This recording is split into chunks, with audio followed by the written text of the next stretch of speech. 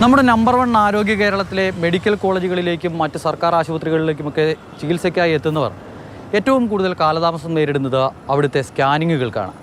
Scanning സെൻ്ററുകളിലേക്ക് പോയി വരുന്നവരുടെ അവസ്ഥ എന്താണ് എന്ന് നമുക്കൊന്ന് നോക്കാം. ഇതിപ്പോൾ സ്കാനിങ് സെൻ്ററിൽ നിന്നും മടങ്ങിയെത്തിയ ഒരാളാണ്. എന്ന് ചെല്ലാനാണ് പറഞ്ഞത്. എന്നോട് ഇവിടെ നിന്ന് പറഞ്ഞിരിക്കുന്നത് ഒക്ടോബർ 1-നാണ് വരാൻ പറഞ്ഞിരിക്കുന്നത്. ഞാനാണെങ്കിൽ എനിക്ക് കണ്ണിന് കുറച്ച് ബുദ്ധിമുട്ട് ഫീൽ ചെയ്തതുകൊണ്ടാണ് ഞാൻ നമ്മുടെ വീട്ടിൻ്റെ അടുത്തുള്ള ഹോസ്പിറ്റലിലാണ് കാണിച്ചത്. അവിടെ നിന്ന് കാണിച്ച് വരുന്ന വഴിക്ക് അവർ പറഞ്ഞു 14-ാം തീയതി അഥവാ വ്യാഴാഴ്ച കറക്റ്റ് നമ്മളവിടെ ഈ റിസൾട്ട് മുടി ചെല്ലണമെന്നാണ് പറഞ്ഞിരുന്നത്. ഇവിടെ വന്നിപ്പോൾ ടെസ്റ്റിന് കൊടുത്തപ്പോഴത്തേക്കും അവർ പറഞ്ഞത് എന്തെന്ന് വെച്ചാൽ അവർ ഒക്ടോബർ 1 ആവും റിസൾട്ട് വരാൻ, അന്നേ ഡേറ്റ് ഉള്ളൂ എന്നാണ് പറഞ്ഞത്.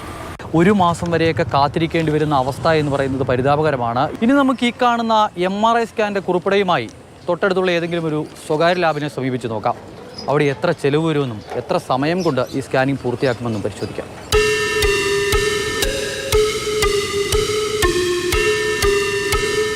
തിരുവനന്തപുരം മെഡിക്കൽ കോളേജിന് സമീപത്ത് താരതമ്യേന കുറഞ്ഞ ചിലവിൽ സ്കാനിംഗ് ഒക്കെ നടത്താൻ പറ്റുന്ന ഒരു സ്വകാര്യ ലാബിലേക്കാണ് നമ്മൾ ചെന്നപ്പോൾ അവിടെ നിന്നും പറഞ്ഞത് ഇതിൽ ഈ MRIയിൽ 2 സ്കാനുകളുണ്ട്. ഒന്ന് ബ്രെയിൻ, അതോടൊപ്പം തന്നെ ഒന്ന് കോൺട്രാസ്റ്റ്. ഇത് രണ്ടും ചെയ്യുന്നതിന് ബ്രെയിന് പറഞ്ഞിരിക്കുന്ന തുക എന്ന് പറയുന്നത് 7,000-ഉം കോൺട്രാസ്റ്റിന് പറഞ്ഞിരിക്കുന്നത് 2,500. അങ്ങനെ മുഴുവൻ 9,500 രൂപ വേണം. നിങ്ങളിവിടെ ചെയ്യാൻ താല്പര്യപ്പെടുന്നുണ്ടോ? 9,500 കൊടുത്തു? ഇല്ല. അവിടെയാണെങ്കിലോ?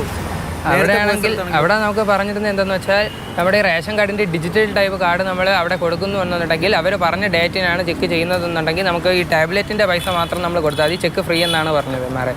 ടാബ്ലറ്റിന് എത്രയാണ്? ടാബ്ലറ്റിന് 1,300. ആ ഒരു പേയ്മെൻറ്റ് മാത്രം നമ്മൾ ചെയ്താൽ മതി, ബാക്കി സൗജന്യമാണെന്നാണ് പറഞ്ഞത്.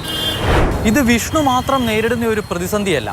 അടിയന്തര ചികിത്സ ആവശ്യമുള്ളവരാണ് ലാബുകളിലേക്ക് ടെസ്റ്റുകൾക്കായി എത്തുന്നത്. പക്ഷേ തിരുവനന്തപുരം മെഡിക്കൽ കോളേജിലെ ലാബിലെത്തുന്നവരോട് പറഞ്ഞു വിടുന്നത് 1 മാസവും 2 മാസവും കഴിഞ്ഞ് വരാനാണ്. എല്ലാവരുടെയും അവസ്ഥ വിഷ്ണുവിൻ്റേതുപോലെ തന്നെ. അത്യാസന്ന നിലയിലുള്ള രോഗിക്ക് പെട്ടെന്ന് ചെയ്ത് കൊടുക്കേണ്ടതൊന്നും ഇവിടെ നടക്കത്തില്ല.